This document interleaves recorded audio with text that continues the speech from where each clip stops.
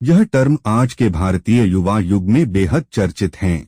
समाज में हर शख्स की एक कहानी होती है, ठीक उसी प्रकार भूतों की कहानी भी होती है।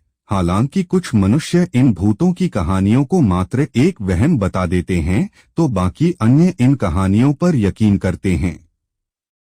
आज की इस वीडियो में हम आपके साथ विक्रम रघुवंशी के साथ हुई घटनाक्रम को साझा करेंगे, जिसने न केवल विक्रम की जिंदगी बदली बल्कि उसे पागल कर दिया। आइए जानते हैं उसके साथ घटित हुई घटना के बारे में। यह कहानी के शुरुआती दौर की घटना आज से 3 वर्ष पूर्व घटी। विक्रम रघुवंशी और उसके दोस्त साहिल ने एक खिलौने बनाने वाली कंपनी खोली थी। दोनों को बच्चों से बेहद लगाव था। यह दोनों मार्केट में हमेशा से नए आधुनिक तकनीक के खिलौने बनाने के लिए जाने जाते थे। भारत का सबसे पहला रिमोट कंट्रोल हेलीकॉप्टर खिलौना इन्होंने ही इजाद किया था। उस वक्त कंपनी में मीडिया के जमावड़े की तैयारियां चरम पर थी। कारण यह था कि विक्रम और साहिल की कंपनी ने एक अलग खास खिलौने का आविष्कार किया था। इस खिलौने की खासियत यह थी कि यह खिलौना मात्र एक मामूली खिलौना नहीं बल्कि बच्चों को लुभाने का जरिया था। यह खिलौना बच्चों से बात कर सकता था। उसके सभी जवाब उस खिलौने के डेटाबेस में मौजूद रहते। इसे एक तरह का छोटे रोबोट की तर्ज पर देखा जा रहा था। यह खिलौना बच्चों से बात कर सकता था, उनके साथ खेल सकता था। यह खिलौना वह सब काम कर सकता था जो बच्चे अपने दोस्तों के साथ करना पसंद करते हैं, अर्थात खेलना कूदना, उनसे बातें करना। उसी दिवस विक्रम की अमेरिका के एक टॉय कंपनी से बातचीत हो रही थी। विक्रम ने अपनी कंपनी के इस खिलौने के अधिकार को अमेरिका कंपनी को ऑनलाइन बेच दिया। यह बात उसने साहिल को नहीं बताई थी।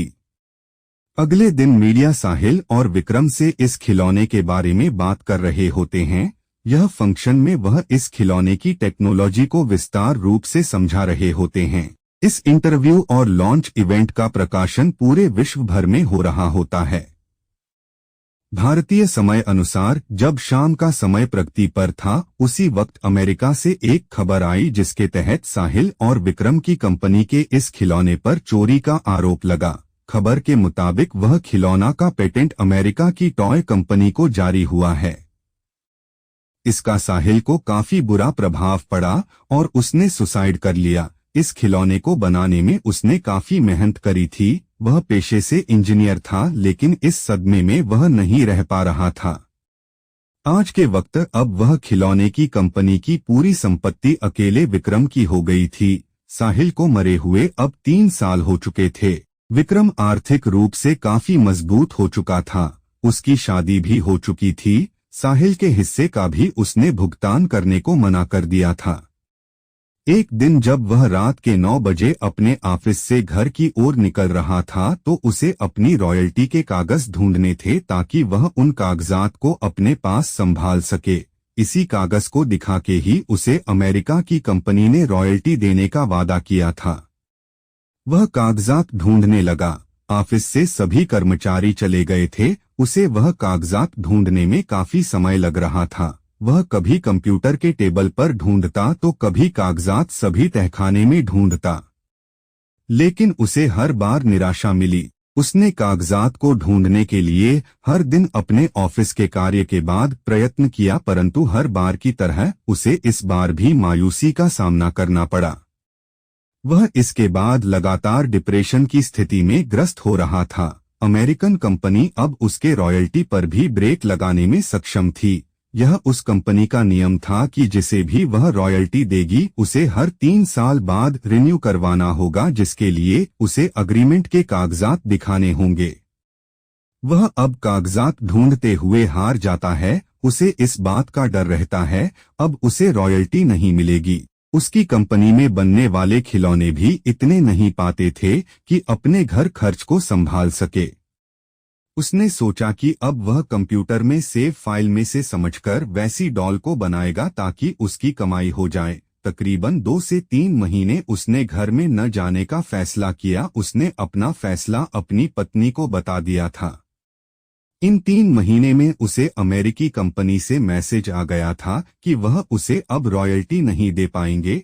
यह फैसला उसके लिए हैरान कर देने वाला नहीं था, क्योंकि इस निर्णय से वह पहले से ही वाकिफ था। अपनी कड़ी मेहनत के बाद उसे अपने कार्य पर सफलता मिली। उसने वह खिलौना बना दिया। खिलौने में आधुनिक वक्त के मुताबिक कुछ नए तकनीक का भी इस्तेमाल किया गया था। अपने परीक्षण में सफल होने के बाद विक्रम बेहद खुश था। इतने महीने के मेहनत के बाद विक्रम अपने घर जा रहा था। उसका बच्चा भी उसके इंतजार में राह देख रहा था। विक्रम अपने घर की ओर निकलते हुए विक्रम ने खुद से बनाया हुआ खिलौना अपने बच्चे के लिए ले जाना मुनासिब समझा।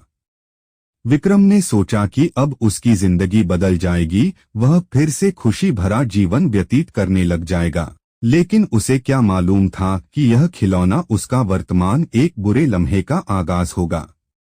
जैसे ही वह गाड़ी में उस खिलौने को लेकर बैठा, उसके साथ अजीब घटना घटित होने लगी। गाड़ी का पेट्रोल अचानक से पूरा खत्म हो गया। गाड़ी स्टार्ट भी नहीं हो पा रही थी। कार के गेट खुद ब खुद बंद हो गए।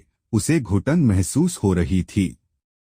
खिलौने में से अजीब सी हंसने की ध्वनि आ रही थी।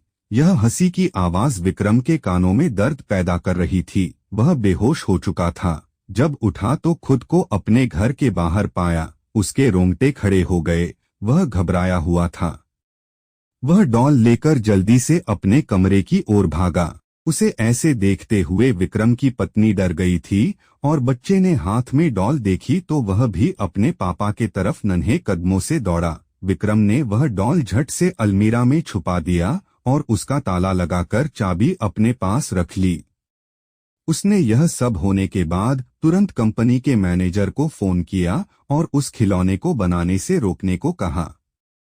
अगले दिन वह अलमीरा में उस डॉल को निकालकर समुद्र में डालने का सोचने लगा। लेकिन जैसे ही उसने अलमीरा खोला वह हैरान रह गया। अलमीरा में वह डॉल नहीं थी। वह चिंतित हो गया। वह जल्दी से तेज रफ्तार में भागा। वह अपने बच्चे को ढूंढ रहा था। उसे जो डर था वही हुआ। उसका बच्चा उसी डॉल के साथ खेल रहा था। विक्रम अपने बच्चे से डॉल खींचकर ले गया। वह डॉल उसके हाथ में आते ही वही अजीब हंसी के साथ हंसने लगी। मेरे से पीछा नहीं छुड़ा पाएगा विक्रम, मेरी मेहनत को तुमने चंद पैसों के लिए बेच दिया।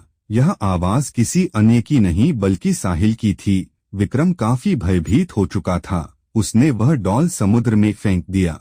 लेकिन इसके बावजूद साहिल की आवाज सुनाई दे रही थी। इस आवाज ने उसे पागल कर दिया था। उम्मीद है यह हॉरर स्टोरी आपको कुछ सीख देने के काम आई होगी। लालच बुरी बात होती है, हमेशा लालच से बचें। धन्यवाद।